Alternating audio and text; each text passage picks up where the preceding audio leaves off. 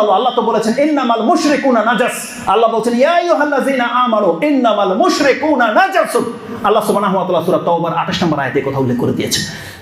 এই মুশরিক যারা আল্লাহ ছাড়া অন্যের সাথে সিজদা করে, যারা বিশ্বাস করে অন্য কাউকে সন্তান দিতে পারে, আল্লাহ ছাড়া অন্য কেউ ক্ষমতা রাখে, এই ধরনের মহিলা হচ্ছে নাপাক। তাকে আপনি এক বিছানায় নিয়ে কিভাবে শুতে পারেন? একটা নাপাক মহিলাকে নিয়ে। একটা হিন্দুকে যেভাবে আমরা ঘৃণা করি, তাহলে ওদেরকেও তো এইভাবে ঘৃণা করতে হবে যারা আল্লাহ ছাড়া অন্যকে সিজদা করে, যাদের আকীদার মধ্যে শিরক ঢুকে গেছে।